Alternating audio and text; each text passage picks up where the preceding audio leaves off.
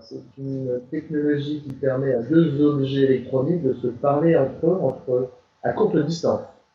Donc ça peut être un téléphone et une carte, un téléphone et une porte, un téléphone et un valideur de RATP, de la SNCF, et par cet échange d'informations, il va se passer quelque chose, la porte va s'ouvrir, un paiement va s'effectuer. En étant très réducteur, un échange d'informations entre deux appareils électroniques à distance, avec un standard très particulier. Et on trouve en particulier sur les téléphones. Donc c'est pour ça que c'est intéressant, c'est qu'on peut du coup imaginer beaucoup d'applications avec son téléphone dans la main. On va pouvoir payer, on va pouvoir ouvrir la chambre d'hôtel, on va pouvoir valider son transport et plein d'autres choses. Alors est-ce que dans l'avenir, tous les téléphones devront être équipés? Je le pense, sincèrement. On attend le 2 juin pour savoir si la prochaine version de l'iPhone sera métier ou pas. Au fur et à mesure du développement des smartphones, plutôt Android, Android et Windows Phone qui se développent et un petit peu moins l'iPhone, on peut imaginer qu'à un moment ou à un autre, et mon téléphone qui se en même temps, on peut imaginer qu'à un moment, ça sera une fonctionnalité qui manquera aux utilisateurs d'iPhone. C'est-à-dire qu'on aura tous dans nos mobiles cette fonctionnalité qui permettra de payer et de prendre le transport en commun avec son mobile, et les seuls qui ne pourront pas le faire, ce seront les utilisateurs d'iPhone. Il sera donc un manque de leur côté. Donc moi je garde espoir que la prochaine version de l'iPhone sera NFC. Dans ce cas-là, tous les smartphones, tous les principaux smartphones du marché seront équipés. Les 50 a demandé au public si ça les intéressait d'avoir du NFC ou pas. Certainement, mais c'est pas le plus important. Je rappelle qu'on a demandé à personne de créer l'iPhone ou l'iPad. Simplement, c'est des gens avec une certaine vision qui ont inventé ces projets-là sans demander au public.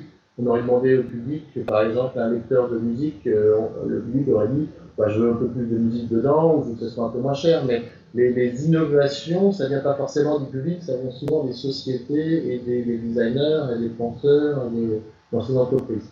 Alors, ceci dit, il y a des tests en permanence, il y a des entre les entreprises et puis le public pour tester les services.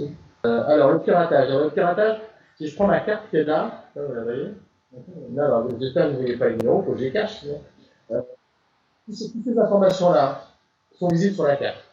Donc, il y a des possibilités avec un mobile ou avec un peu d'équipement de lire une partie de ces informations-là à très courte distance, à 2 ou 3 cm. Voilà. Est-ce que c'est du piratage? Est-ce que ça va permettre de copier la carte? Est-ce que ça va permettre de copier le paiement? Non, tout ça c'est non. Il y a très peu de chances. C'est très compliqué de faire du piratage de carte comme ça et de l'utiliser. C'est ce qu'on appelle la gestion de risque. Quel est le coût de la protection maximum par rapport au risque de se faire voler des informations qui peuvent être utilisées par la suite. Et ce risque est très faible. C'est pour ça qu'il y a, oui, on peut lire certaines informations à distance, et non, personne ne va pouvoir les utiliser et en faire une industrie. Donc moi, j'ai aucun problème pour me balader avec mes cartes. Je n'ai pas peur du tout qu'on me vole mes. Si je reprends. Alors, comparer en tant que tel, oui, parce que c'est du mobile, c'est sur le mobile, et c'est financier. Alors maintenant, les technologies ne sont pas les mêmes, et le but n'est pas exactement le même. M-Pesa, ça a été vraiment créé pour faire créer des flux entre personnes, pouvoir s'échanger de l'argent de mobile à mobile. Et il y a tout un ensemble d'affaires qui s'est développé. C'est une technologie sur des téléphones simples, sur des téléphones, on appelle des feature phones, sur des téléphones sur lesquels il y a très peu de fonctionnalités, ce n'est pas des smartphones. Ça passe par des SMS, ça passe pas du tout par la technologie NFC. Et c'est surtout donc de l'échange de l'argent, même si derrière il y a tout un business qui s'est créé et des flux financiers. Là, c'est plutôt, le NFC, c'est plutôt, on peut faire de l'échange d'argent, il y a un mode qui permet de faire des échanges entre mobiles, donc on peut faire un peu l'équivalent, mais l'idée, c'est quand même plutôt, le NFC, le paiement, c'est une petite partie de ce que tu avais le NFC, c'est le transport, une nouvelle ère du paiement. C'est une nouvelle façon de payer, c'est pas la seule, ça va pas remplacer les précédentes, la carte de crédit n'a pas remplacé le chèque n'a pas remplacé le cash. Alors le cash a remplacé en partie le troc et encore, parce que sur Internet, on peut voir qu'on peut développer des services de troc. Donc tous ces modes de paiement et d'échange de flux financiers, ils sont là, ils sont toujours là.